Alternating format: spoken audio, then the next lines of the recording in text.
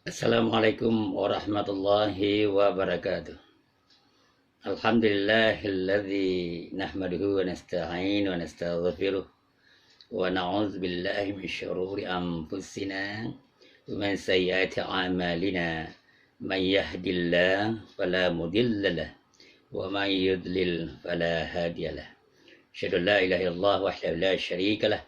Asyhadu anna Muhammadan 'abduhu wa rasuluh. Amma ba'du. Apa kabar semua? Semoga kita mendapat lindungan dari Allah Subhanahu wa taala. Kita bersyukur kepada Allah dan kita bersalawat kepada Rasulullah sallallahu alaihi wasallam. Topik yang akan dibahas adalah khutbah Rasulullah pada waktu Haji Wada. Yang tema pertama adalah haram darah seseorang.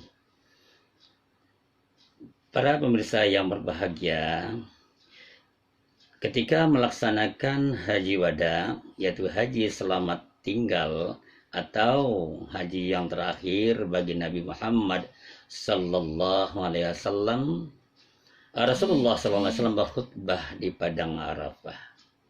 Khutbah puncak yang didengarkan oleh seluruh jemaah haji pada waktu itu. Semua tertegun mendengarkan khutbah yang sangat menyentuh hati bagi setiap orang yang mendengarkannya. Bahkan banyak sahabat yang meneteskan air mata karena Rasulullah Shallallahu Alaihi Wasallam mengawali khutbahnya dengan kemungkinan haji beliau merupakan haji yang terakhir.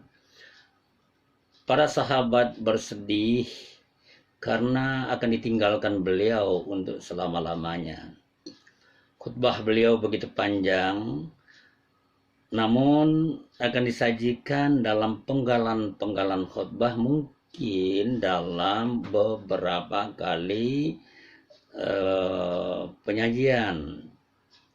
Rasulullah Shallallahu Alaihi Wasallam berpesan pada akhir khutbahnya dengan mengawali kemungkinan haji tahun itu merupakan haji yang terakhir bagi beliau. Tidak tahu apakah perjumpaan dengan para sahabat dan kaum muslimin adalah perjumpaan yang terakhir pada musim haji itu.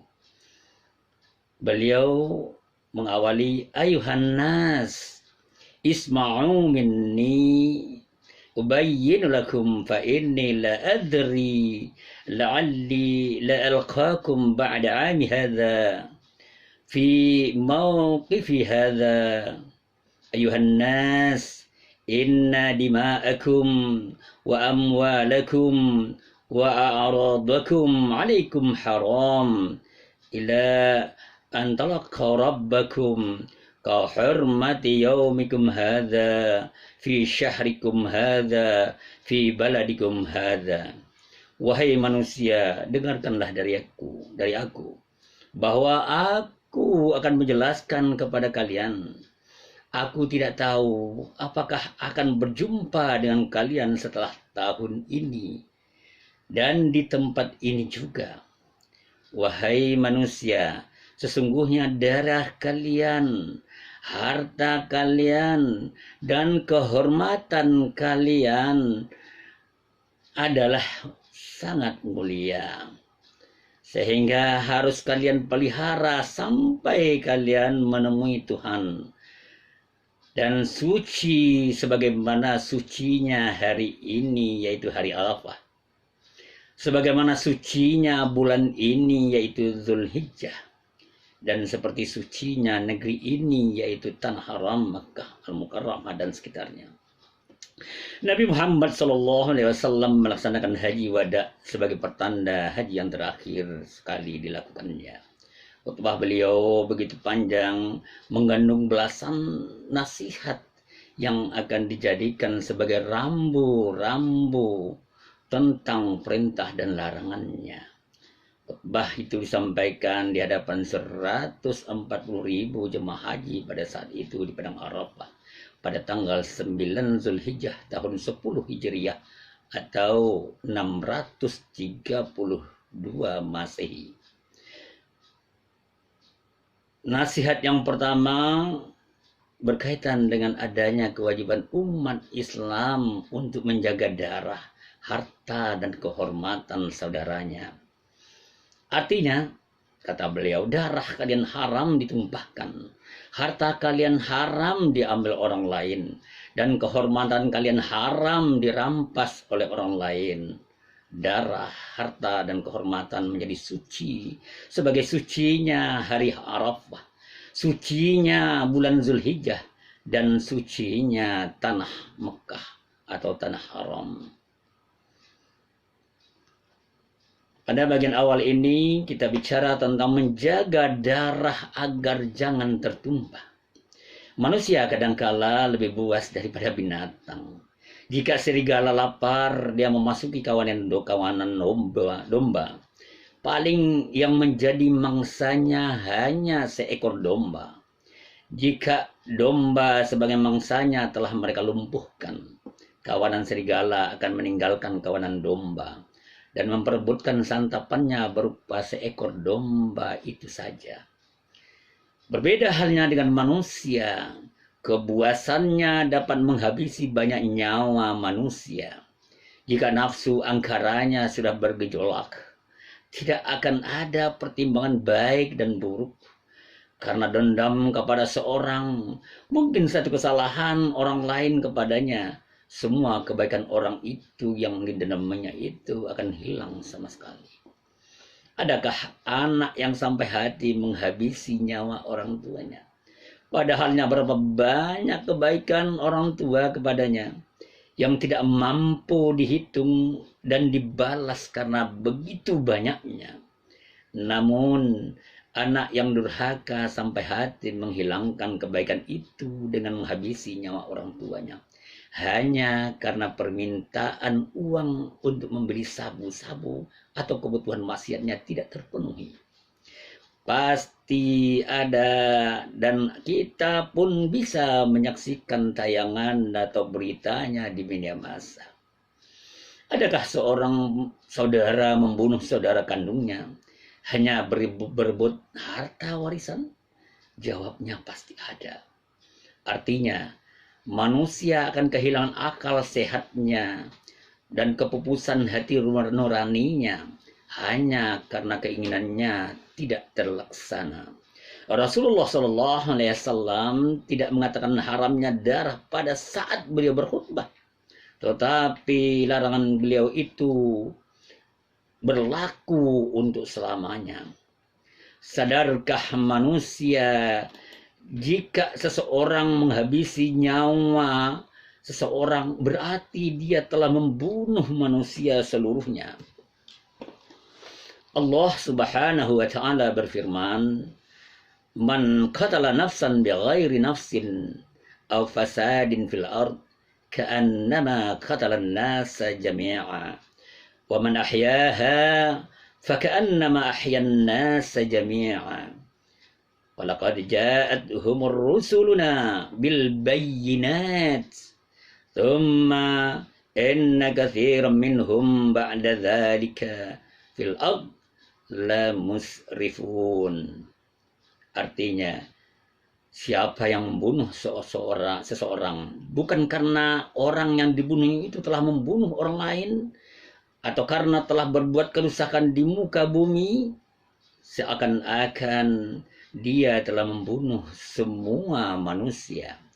Sebaliknya, siapa yang memelihara kehidupan seorang manusia, dia seakan-akan telah memelihara kehidupan semua manusia. Sungguh, Rasul-Rasul kami benar-benar telah datang kepada mereka dengan membawa keterangan-keterangan yang jelas. Kemudian, sesungguhnya banyak di antara mereka setelah itu melampaui batas di muka bumi. Surah Al-Maidah ayat 32. Mungkin ada orang yang kurang menggunakan akalnya akan berkata, mana mungkin membunuh seorang akan sama dengan membunuh manusia seluruhnya. Membunuh orang tidak akan sama dengan hitung matematika. Jika ada yang dibunuh satu orang, berarti secara matematis yang mati hanya satu orang juga. Itu adalah hitungan-hitungan orang yang dangkal akalnya. Hitungan manusia yang cerdas pasti akan berkata bahwa seseorang yang terbunuh itu, apalagi anak kecil, anak muda, atau anak atau orang yang setengah baya, bukankah dia nanti akan mempunyai keturunan? Pasti dari seorang anak manusia akan lahir ribuan, puluhan ribu, ratusan ribu, bahkan jutaan manusia dari seorang anak manusia itu. Bukankah dengan keturunannya itu manusia akan berkembang biak? Bukankah manusia dengan jumlahnya itu mungkin sudah sampai saat ini triliunan yang berasal dari nenek moyang kita yang satu, Adam dan istrinya nenek kita Siti Hawa. Imam Ibnu Qayyim Al-Jauziyah menjelaskan bahwa Allah Subhanahu wa taala menyebutkan dia seolah-olah membunuh seluruh manusia. Disebabkan yang pertama, dia telah durhaka kepada Allah dan durhaka kepada Rasulnya. Yaitu dia telah mengingkari perintah Allah dan Rasulnya. Yang kedua, dia telah berada pada posisi yang layak untuk dihukum qisas, yaitu dihukum mati. Tiga, dia telah lancang dalam hal menumpahkan darah yang diharamkan. Ini sebagai dinukilkan di dalam kitabnya Ada Wadawa. Mengapa orang menghalalkan darah manusia? Mungkin ada teori yang mengatakan bahwa manusia memiliki kecenderungan untuk membunuh. Terlepas dari pendapat pakar yang mengatakan demikian, Al-Quran melalui prediksi para malaikat membenarkan bahwa manusia akan saling membunuh. Hal itu menunjukkan bahwa ada naluri manusia untuk melakukan pembunuhan. Malaikat mengungkapkannya ketika Allah akan menciptakan Adam. A'udzubillahi minasyaitonir rajim. Idz qala rabbuka lil malaikati inni ja'ilun fil ardi khalifah. Qalu ataj'alu fiha man yufsidu fiha wa yasfiku ad-dima' wa nahnu nusabbihuka bihamdik wa nuqaddisu lak. Qala inni a'lamu ma la ta'lamun. Ingatlah ketika Tuhanmu berfirman kepada para malaikat, aku hendak menjadikan khalifah di muka bumi. Mereka berkata, apakah engkau hendak menjadikan orang yang merusak dan menumpahkan darah di sana? Sedangkan kami senantiasa bertasbih memujimu dan menyucikan namamu. Dia berfirman, sesungguhnya aku mengetahui apa yang tidak kamu ketahui. Al-Quran Surah Al-Baqarah ayat 30. Pernyataan malaikat itu tidak berarti menentang kehendak Allah untuk menciptakan khalifah di muka bumi. Tetapi sebagai prediksi atas pengetahuan yang diberikan Allah kepadanya tentang manusia itu akan berbuat demikian. Apa yang dikatakan malaikat tampaknya akan menjadi perilaku dasar manusia. Bahwa manusia memiliki kecenderungan untuk membunuh. Hal itu tidak dapat dibantah. Karena kenyataannya begitu manusia mulai berkembang di muka bumi. Dengan lahirnya anak Adam secara berpasangan. Untuk memilih pasangan hidup. Anaknya telah terjadi pembunuhan manusia pertama di dunia. Hal itu dilakukan oleh Qabil terhadap adik kandungnya Habil. Ketentuan perkawinan dari ayahnya adalah perkawinan silang. Yakni Qabil harus mengawini saudara kembar Habil, Labuda. Dan Habil mengawini saudara kembarnya Qabil yaitu Iklimia. Namun karena kecantikan berpihak kepada Iklimia, Qabil tidak rela adiknya yang cantik itu diambil oleh Habil. Karena ada perbedaan pandangan untuk menjadi pasangan hidupnya. Mereka diperintahkan untuk mempersembahkan kurban mereka masing-masing. Qabil sebagai petani menyerahkan kurbannya berupa hasil panen biji-bijian dengan kualitas buruk. Sementara itu Habil sebagai peternak menyerahkan kurbannya berupa ternak pilihan. Ada yang menyebutkan unta dan ada pula menyebutkan kambing. Siapa yang kurbannya diterima, berarti ketetapannya berlaku untuk diterima. Allah Subhanahu wa taala berfirman, "Watlu 'alaihim naba'a bani Adam bil haqq. Idza qarraba qurbanan fatuqabbila min ihadahima wa lam yutaqabbal min al-akhar. Qala la aqtulannak. Qala innama yataqabbalullahu minal muttaqin." Bacalah wahai Nabi Muhammad.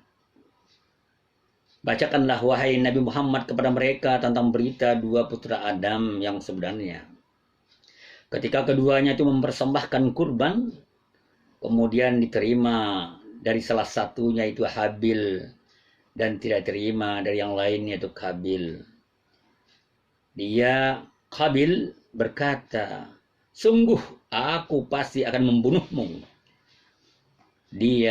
Habil berkata, "Sesungguhnya Allah hanya menerima amal orang-orang yang bertakwa." Al-Maidah ayat 27. Berdasarkan tafsir ayat itu, kurban yang diterima Allah Subhanahu wa taala adalah kurban Habil berupa ternak yang terbaik. Namun kurban Qabil karena dari hasil tanaman yang berkualitas rendah tidak diterima oleh Allah Subhanahu wa taala. Karena kurban Qabil tidak diterima, apa yang difirmankan oleh Allah itu terbukti bahwa Qabil berkata untuk membunuh Habil.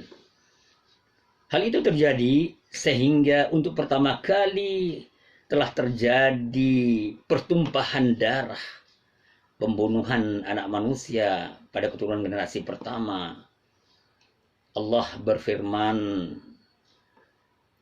"Fatawwa'at lahu nafsuhu qatala akhihi faqatalahu fa asbaha minal khasirin." Kemudian hawa nafsunya Qabil mendorong dia untuk membunuh saudaranya. Maka dia pun benar-benar membunuhnya, sehingga dia termasuk orang-orang yang merugi. Surat Al-Maidah ayat 30. Itulah dasarnya bahwa manusia memiliki kecenderungan untuk membunuh orang lain.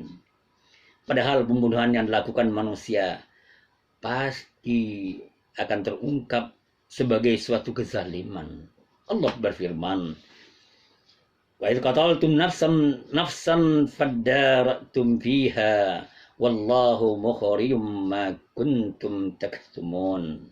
Ingatlah ketika kamu membunuh seorang, lalu kamu saling tuduh tentang itu, akan tapi Allah menyingkapkan apa yang selalu kamu sembunyikan. Surah Al-Baqarah ayat 72. Jika ada orang yang melakukan pembunuhan terhadap orang lain, ada yang saling melempar tanggung jawab dan cuci tangan terhadap perbuatan itu. Pandai-pandai memungkus yang busuk pasti akan tercium juga. Itulah pepatah lama yang mengatakan bahwa pembunuhan yang saling melemparkan tanggung jawab pasti akan diungkap oleh Allah Subhanahu wa taala. Oleh karena itu, perbuatan keji yang dilakukan manusia untuk menghilangkan nyawa manusia merupakan perbuatan dosa yang akan Allah ungkapkan perbuatan itu, baik di dunia maupun di akhirat. Membunuh merupakan perbuatan dosa yang paling besar. Besarnya dosa membunuh itu disebutkan oleh Rasulullah SAW di dalam salah satu sabdanya. "Inna awwala ma yuhkamu bainal ibad fid dima." Kasus yang pertama diadili di hadapan Allah pada hari kiamat nanti ialah masalah darah atau pembunuhan. Hadis Bukhari, riwayat Bukhari, Muslim, Nasai, Ibnu Majah, Tirmizi dari sahabat Abdullah radhiyallahu anhu. Ternyata kesalahan yang paling dahulu diadili Allah Subhanahu wa taala pembunuhan manusia. Sedangkan kesalahan yang lain akan diadili belakangan. Celakalah orang yang membunuh seorang mukmin tanpa hak, sehingga di akhirat dia akan mendapat siksa yang maha dahsyat dan kekal di dalam neraka jahanam. Allah berfirman, "Wa may yaqtul mu'minan muta'ammidan fajazaohu jahannam khalidan fiha. Wa ghadiballahu 'alaihi wa la'anahu wa 'adda lahu 'adzaban 'azima." Siapa yang membunuh seorang mukmin dengan sengaja, balasannya adalah neraka jahanam. Dia kekal di dalamnya, Allah murka kepadanya, dan Allah melaknatnya dan menyediakan baginya azab yang sangat besar. Surah An-Nisa ayat 93. Berdasarkan ayat itu, ada 3 balasan yang akan diterima oleh si pembunuh orang yang beriman, yakni kemarahan Allah, kutukan dari Allah Subhanahu wa taala, dan azab yang sangat besar di akhirat dengan dicampakkannya ke dalam neraka jahanam sehingga dia kekal di dalamnya.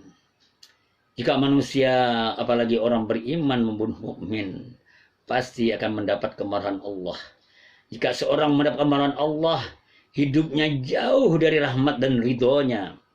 Padahal kebahagiaan mukmin adalah mendapatkan rahmat dan ridha Allah Subhanahu wa taala.